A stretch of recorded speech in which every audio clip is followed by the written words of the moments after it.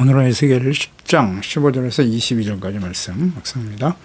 10장 15절에서 22절까지 말씀 있습니다. 그룹들이 올라가니 그들은 내가 그발 강가에서 보던 생물이라. 그룹들이 나아갈 때에는 바퀴도 그 곁에서 나아가고 그룹들이 날개를 들고 땅에서 올라가려 할 때에도 바퀴가 그 곁을 떠나지 아니하며 그들이 서면 이들도 서고 그들이 올라가면 이들도 함께 올라가니 이는 생물의 영이 바퀴 가운데 있음이더라. 여호와의 영광이 성전 문지방을 떠나서 그룹들 위에 머무르니 그룹들이 날개를 들고 내 눈앞의 땅에서 올라가는데 그들이 나아갈 때에 바퀴도 그 곁에서 함께 하더라. 그들이 여호와의 전으로 들어가는 동문에 머물고 이스라엘 하나님의 영광이 그 위에 덮였더라. 그것은 내가 그발 강가에서 보던 이스라엘의 하나님 아래 있던 생물이라. 그들이 그룹인 줄을 내가 아니라 각기 내 얼굴과 내 날개가 있으며 날개 밑에는 사람의 손 형상이 있으니 그 얼굴의 형상은 내가 그발 강가에서 보던 얼굴이며 그 모양과 그 몸도 그러하며 각기 곧게 앞으로 가더라 하면 하나님의 영광을 보고자 하는 천사들. 하나님께서 선지자에게 처음 영광과 또 보호자 하는 생물들, 천사들을 보게 하셨습니다. 또다시 선지자에게 나타나서 하나님의 영광을 보여주시면서 하나님의 말씀을 확인시켜 주고 계십니다. 그룹이 서로에 대해서 자신의 의견이나 권위를 주장하지 않고 겸손히 하나님의 명령 앞에 일사불란하게 순종하는 모습을 보여줍니다. 하나님을 왕으로 섬기며 순종하는 하나님의 백성들, 하나님의 자녀들의 마땅한 태도입니다. 하나님의 뜻에 따라 내 생물에 밀접하게 연결되어 신속하고 민첩하게 행동하며 하나님의 명령을 수행하고 있는 존재들임을 보여줍니다. 16절에 그룹들이 나아갈 때에 바퀴도 곁에서 함께 떠나지 않고 있더라. 그들이 서면 이들도 서고 그들이 올라가면 이들도 함께 올라가죠. 하나님께서 심판을 시작하시기 위해서 움직이실 때 그룹들도 함께 하나님을 보호자 하며 움직입니다. 서로 곁을 떠나지 않고 동일한 방향으로 움직여지는 모습을 보여줍니다. 하나님께서 움직이시고 명령하신 대로 일사불란하게 움직이는 그룹들. 하나님의 피조물들에 맞다는 모습입니다. 하나님의 형상대로 지음받은 영화로운 존재인 사람만이 하나님을 멸시하고 버리고 무시하고 불순종합니다. 그 이유는 무엇일까요? 하나님께서 하나님의 형상대로 자유의지를 만드시면서 자유의지를 주셨고 그 의지대로 하나님의 말씀을 순종하도록 하셨습니다만은 불순종하는 것을 선택하는 교만하죠. 배후의 역사는 악한 원수 마귀가 끊임없이 미혹하고 있다는 사실이에요. 그래서 하나님처럼 되려고 하는 교만, 그 범죄 이후에 영과 육이 죽음이 선포되었고 아담과 하와가 범죄한 이후에 사망이 선포됐어요. 그 사망은 육체적인 죽음뿐만 아니라 영적인 죽음, 즉 하나님과의 영이신 하나님과의 교제가 단절되어 버렸죠. 그 이후에 태어난 모든 사람들은 하나님의 존재를 인식하지 못합니다. 하나님과의 인격적인 교제가 없기 때문에 이와 같은 모습을 갖게 되는 것입니다. 하나님께서 친히 자신을 계시하지 않으시면 그 누구도 하나님을 알 수 없습니다. 노아 시대에 하나님께서 노아에게 말씀하시고 의인이었던 노아는 하나님의 말씀을 온전히 순종합니다. 홍수 심판에서 구원을 받게 됩니다. 하나님을 인격적으로 만나게 되면 순종하지 않을 수가 없습니다. 선지자들도 보세요. 하나님께로부터 하나님의 영광을 경험하고 하나님이 자신을 계시하여 보여주시고 아브라함 같은 경우는 하나님이 직접 말씀하시잖아요. 족장들에게 친히 나타나셔서 말씀하시고 모세 시대에 애굽에서 10가지 재앙을 쏟아부으셨던 하나님 영광을 직접 경험하게 하셨습니다. 홍해가 갈라졌습니다. 하나님의 영광 구름으로 임하시고 불로 임하시는 또 하나님 나팔 소리같이 울려 퍼지는 하나님의 음성을 들었던 사람들입니다. 이스라엘 백성들이 광야에서. 그런데 그들이 10번이나 하나님을 시험하고 사람들이 하나님의 자녀 백성들이 이렇게 완악합니다. 주님의 영광을 경험했는데도 불순종하지 않습니까? 그런데 노아는 온전히 순종했더라. 그 이전에 하나님의 영광을 경험했던 노아. 창세기 6장 22절이죠. 노아가 그와 같이 하여 하나님 자기에게 명령하신 대로 다 준행했다. 창세기 7장 5절에도 노아가 여호와께서 자기에게 명하신 대로 다 준행하였더라. 그래서 구원받을 수 있었던 것이죠. 온전히 순종하며 주님의 말씀을 따르는 노아. 예수님께서 재림하실 때 마지막 심판 때가 노아의 때와 같을 것이다 라고 말씀하십니다. 마태복음 24장 36절 이하죠. 그러나 그날과 그때는 아무도 모른다. 하늘의 천사도 아들도 모르고 오직 아버지만 아시는데 노아의 때와 같이 인자의 몸도 그러하리라. 홍수 전에 노아가 방주에 들어가던 날까지 사람들이 먹고 마시고 시집가고 장가들고 있으면서 홍수가 나서 그들을 다 멸하시기까지 깨닫지 못했다. 인자의 마음도 이와 같으리라. 그때 두 사람이 밭에 있고 한 사람은 데려가고 한 사람은 버리둠을 당한다. 두 여자가 맷돌질하고 있는데 한 사람은 데려가고 한 사람은 버리둠을 당할 것이다 라는 말씀하시거든요. 노아 시대의 사람들의 특성, 그것을 보면 이때가 심판의 때임을 알 수 있다는 것입니다. 노아의 때의 사람들 모든 생각과 계획이 항상 악하다고 하셨어요. 사람 지으신 것을 한탄하셨도다. 이 하나님의 한탄과 탄식이 그 이후에 계속되죠. 아브라함의 후손 이스라엘 백성들 왕이신 하나님을 버리고 사람이 왕이 되어 다스리는 나라가 되게 해주세요. 시작된 열왕기 시대에 어떻습니까? 끊임없이 하나님 앞에서 우상을 섬기고 악을 행하고 하나님이 정말 한탄하고 탄식하십니다. 탄식하세요. 하나님께서 노아에게 나타나셨을 때 그는 온전히 순종해서 하나님 이와 같이 순종하는 사람을 원하십니다. 주님의 말씀을 듣고 지켜 순종하라. 그러면 하나님께서 약속하신 땅에서 영원토록 하나님 다스리시는 하나님의 영광스러운 나라로 주변의 모든 사람들에게 하나님의 영광을 나타내며 하나님을 알고 경외하고 하나님의 뜻을 받는 하나님의 나라가 온 땅에 세워지기를 주님 간절히 원하셨던 것입니다. 그게 복의 핵심이에요. 하나님을 알고 하나님을 경외하는 의롭고 거룩한 하나님의 자녀 백성이 되어 살기를 원하시는 거죠. 그게 쉽지 않네요. 예수님의 재림의 때, 그때도 마찬가지다. 노아의 때와 같다라고 말씀하시거든요. 대부분의 사람들이 순종 안 했어요. 노아와 같이 예수 그리스도를 믿고 의롭다함을 얻고 주님의 말씀을 온전히 준행하는 자가 되어야 한다는데 주목해야 돼요. 노아는 온전히 준행했습니다. 그럴 때 그 구원에 참여하게 된 것입니다. 노아는 하나님의 은혜를 받은 자라고 하셨죠. 그래서 의인이었다. 우리가 예수 그리스도를 믿고 구원받아 의롭다함을 얻고 의인이 되었다. 은혜로 된 것입니다. 은혜로 된 사람이면 노아와 같이 돼야죠. 주의 말씀을 듣고 순종해야죠. 방주를 지어라. 끝까지 순종하지 않습니까? 예수 그리스도가 오늘날은 이 시대의 방주죠. 예수 그리스도를 믿는 것으로 끝나는 게 아니에요.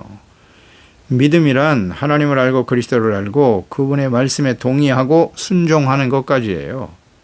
주님의 말씀을 잘 귀담아 듣고 배우고 그대로 순종하는 사람이 되어야 하죠. 그런 사람들이 하나님의 구원에 참여하게 된다는 사실을 아십니까? 한 사람은 이 땅에 남고 한 사람은 데려감을 당한다고 말씀하시잖아요. 그래서 영광스러운 모습으로 주님 앞에 서게 되는 것임을 잊지 말아야 돼요. 18절에 여호와의 영광이 성전 문지방을 떠나서 그룹들 위에 머무르더라. 하나님께서 모세가 말씀에 온전히 순종하여 세운 성막에 임하셨다. 솔로몬이 건축한 성전에 임재하시고 성전을 향해 용서와 공의를 위해 기도하기를 마쳤을 때 역시 솔로몬이 지은 그 성전에도 임하셨어요. 역대하 7장 1절에 솔로몬이 기도를 마치매 불이 하늘에서부터 내려와서 그 번제물과 제물들을 살고 여호와의 영광이 그 전에 가득하더라. 이에 솔로몬 왕이 하나님께 제물을 드려 헌신했고 주님께 간구했을 때 그날 밤 솔로몬에게 또다시 한번 나타나시죠. 두 번째 나타나셔서 역대하 7장 12절 이하입니다. 밤에 여호와께서 솔로몬에게 나타나셨어요. 그 얘기를 하실 때 내가 이미 너의 기도를 들었고 이곳을 택하여 내게 제사하는 성전을 삼았으니 혹 내가 하늘을 닫고 비를 내리지 아니하거나 혹 메뚜기들에게 토산을 먹게 하거나 혹 전염병이 내 백성 가운데 유행하게 될 때 내 이름을 일컫는 내 백성이 그들의 악한 길에서 떠나 스스로 낮추고 이게 중요합니다. 잘 보세요. 내 이름으로 일컫는 내 백성이 그들의 악한 길에서 떠나 그 하나님의 백성이 악한 길에 설 수 있다는 거예요. 스스로 낮추고 기도해 내 얼굴을 찾으면 내가 하늘에서 듣고 그들의 죄를 사하고 그들의 땅을 고칠 것이다 라는 말씀이죠. 먼저 해야 할 일은 뭐라고요? 악한 길에서 떠나 스스로 낮추고 기도하고 하나님을 찾으라는 것입니다. 회개하고 돌이켜야 합니다. 그러면 이제 이곳에서 하는 기도에 내가 눈을 들고 귀를 기울일 것이다. 이는 내가 이미 성전을 택하고 거룩하게 해 내 이름을 여기에 영원히 있게 하였습니다. 내 눈과 내 마음이 항상 여기에 있으리라. 놀라운 약속이죠. 영원히 있을 것이라고 하셨어요. 하지만 중요한 것은 하나님의 말씀을 잘 듣고 지켜 순종하는 하나님의 거룩한 백성이 되는 것이 전제되어야 하는 것입니다. 그런데 하나님의 율법에 대해 말씀에 대해서 무지하고 주님의 말씀을 듣고 지켜 행하지 아니하며 하나님의 성전에서 제사는 드리되 우상에게 절하고 있고 그런 상태에서 이 성전이 하나님이 우리를 지켜보고 계신다. 주님의 눈과 마음이 항상 여기에 있으리라고 약속하셨다. 그러니 우리는 절대 망하지 않을 것이다. 이렇게 하나님의 말씀과 뜻을 잘못 이해하면 왜곡된 신앙을 갖게 되는 거예요. 그 결과는 멸망입니다. 내 아버지 다윗과 언약하기를 이스라엘 다스릴 자가 내게서 끊어지지 않게 하리라는 대로 그렇게 할 것이다. 그러나 이 19절 이하가 중요하다. 너희가 만일 돌아서서 내가 너희 앞에 둔 내 율례와 명령을 버리고 가서 다른 신을 섬겨 그들을 경배하면 내가 너에게 준 땅에서 그 뿌리를 뽑아낼 것이라고 하셨잖아요. 그 땅에서, 약속의 땅에서 내 이름을 위하여 거룩하게 한 이 성전을 내 앞에서 버린다고 하셨어요. 모든 민족 중에 속담거리와 이야기거리가 되게 할 것이다. 이 성전이 비록 높을지라도 그리로 지나가는 자마다 놀라 이르되 여호와께서 무슨 까닭으로 이 땅과 이 성전을 이같이 행하셨는고 하면 대답하기를 그들이 자기 조상들을 애굽 땅에서 인도해낸 자기 하나님 여호와를 버리고 다른 신들에게 붙잡혀서 그들을 경배하며 섬김으로 여호와께서 이 모든 재앙을 그들에게 내리셨다 하리라 하셨더라. 아멘. 이 말씀을 잘 봐야 합니다. 솔로몬 성전에 하나님이 임하시겠다고 영원한 초소 내 눈과 내 마음이 이곳에 이곳에 드려지는 기도에 귀를 기울이고 용서해 줄 거라고 하셨어요. 그러나가 중요하잖아요. 19절이야. 율례와 명령을 버리고 다른 신들을 섬겨 그들을 경배하면 어떻게 하신다고요? 성전을 버린다고요. 아무리 크고 화려한 교회와 성전을 지어도 하나님의 자녀 백성들이 그 말씀을 듣고 지켜 순종하고 이렇게 거룩한 삶을 상실해 버리면 하나님 버리신다잖아요. 예, 버리신다고요.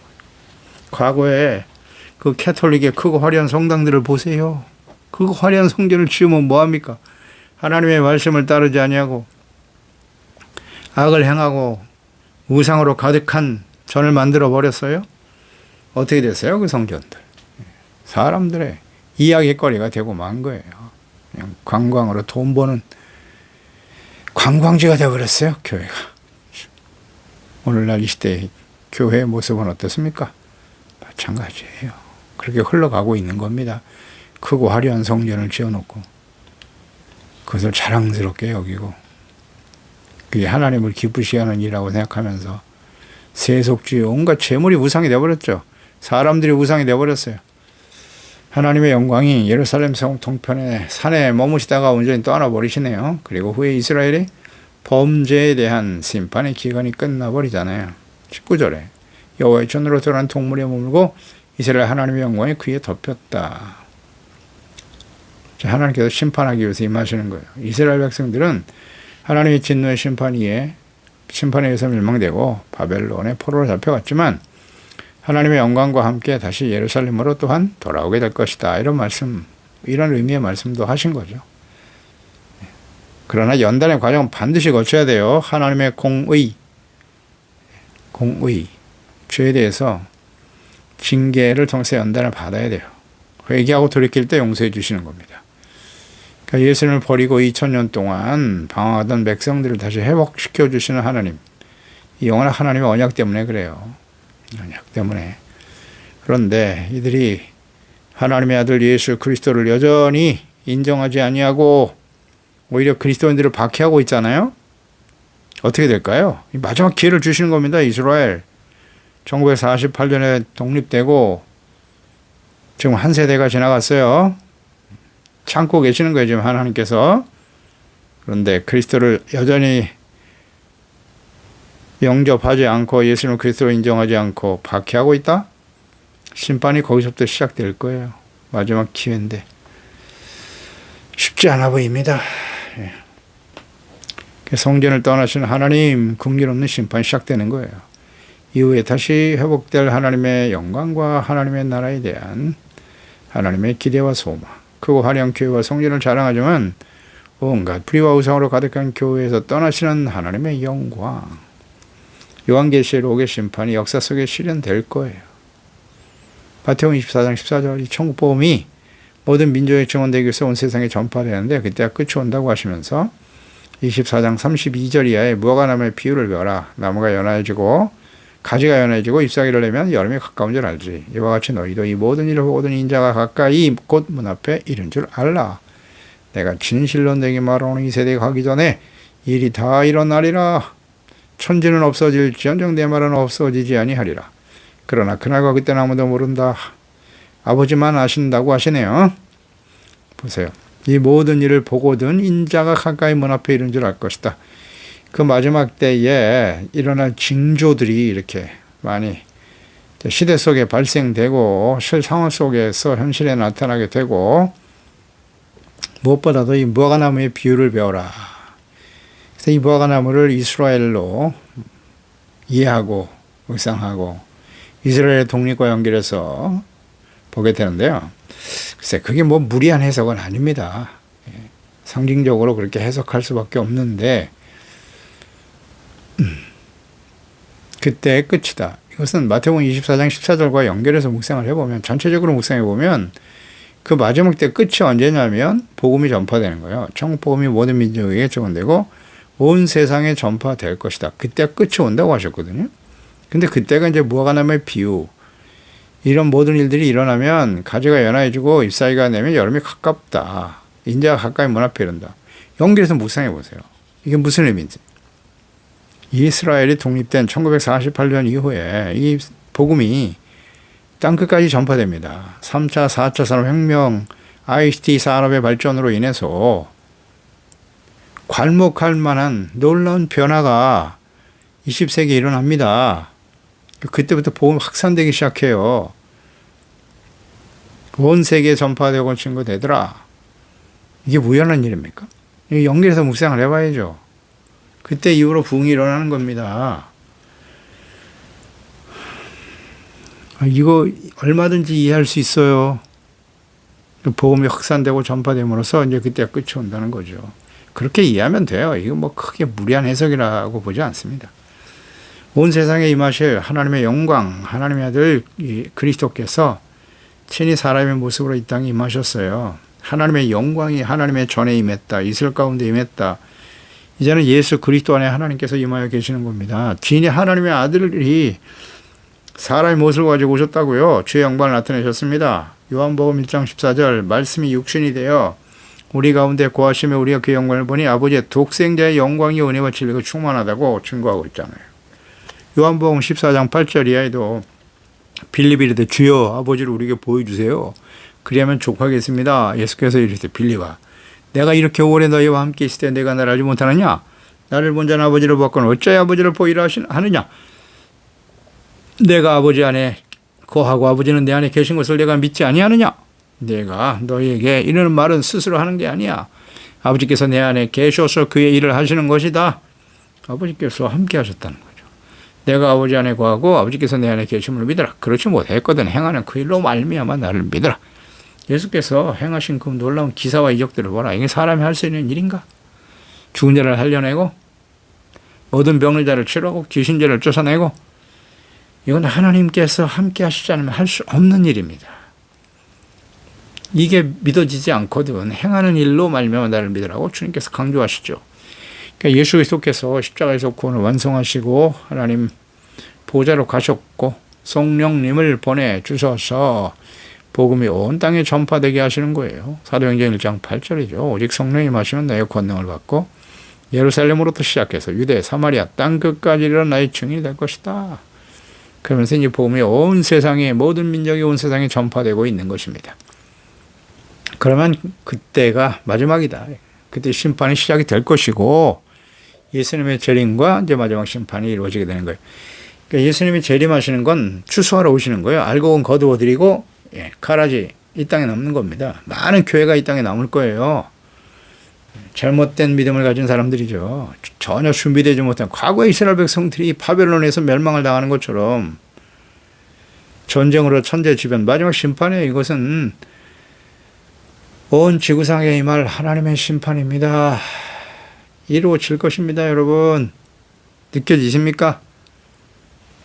이스라엘 백성들 지금 이 당시에 예레미야도 그랬고 에스겔 선지자도 마찬가지. 에스겔은 직접 목격했죠. 이스라엘이 멸망될 것을. 끊임없이 선지자를 보내서 하나님의 심판이 임할 것이라고 외쳤을 때 사람들은 그것을 듣지 않았어요. 믿지 않았습니다. 관심이 없어요.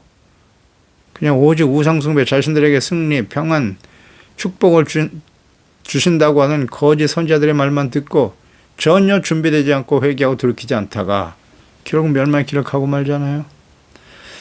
오늘날 이 시대도 마찬가지. 모든 시대에 그랬어요. 모든 시대에 계속됐고요. 70년 이후에 바벨론 포로 연단의 세월을 거쳐 예루살렘에 돌아와서 성전을 짓고 눈물을 흘리고 회개하고 시작한 이스라엘 또 역시 마찬가지.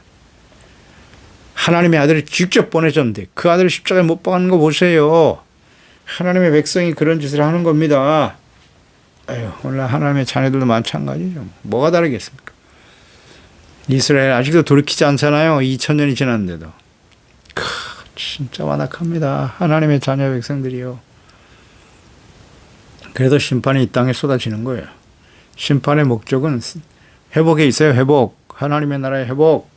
그래서 계시록 21장 심판이 끝난 이후에 새하늘과 새 땅을 보니 처음 하늘과 처음 땅이 없어졌다고 하시잖아요. 바다도 다시 있지 않더라. 내가 보면 거룩한 성 새 예루살렘이 하나님께로부터 하늘에서 내려온다고 말씀하시잖아요. 그렇게 말씀하시면서 나는 알파 오메가다. 처음과 마지막이야. 이기는 자는 이것들을 상속으로 받게 될 것이고 나는 그의 하나님이 되고 그런 내 아들이 되리라. 그러나 두려워하는 자들과 믿지 아니하는 자들, 흉악한 자들과 살인자들과 음행하는 자들, 점술가들, 우상숭배자들과 거짓말하는 모든 자들은 불과 영화로 타는 못에 던져지리니 이것이 둘째 사망이다. 아멘. 예, 그렇습니다. 하나님의 나라가 임하고 하나님 나라의 회복을 위해서 하나님이 이와 같은 일들을 계획하시고 또 진행하실 것입니다. 20절 21절에 그것은 내가 그발강가에서 보던 이스라엘 하나님 아래에 있던 생물이었다. 각기 네 얼굴과 네 날개가 있었고 사람의 손 형상이 있었다. 그 얼굴의 형상은 내가 그발강가에서 보던 얼굴이다. 몸도 그러하며 각기 곧게 앞으로 가더라. 그러니까 반복적으로 하나님을 보호자 하는 그룹들의 모습을 언급하고 있습니다. 이는 이스라엘 백성들로 하여금 그가 본 이상이 전혀 상상에 의한 무슨 허상이 아니고요. 하나님께서 직접 눈을 열어 보게 하신 것이고 듣게 하신 하나님의 말씀임을 믿게 하기 위함입니다. 하지만 당시 이스라엘 백성들은 이마가 굳고 마음이 강팍하지요. 에스겔 선지자, 예레미야 선지자를 통해서 끊임없이 선포되어진 하나님의 말씀을 전혀 들으려 하지 않았습니다. 그러나 하나님께서는 이스라엘 선지자에게 이 완악한 이스라엘 백성들의 모습을 아시고 그들이 듣든지 아니 듣든지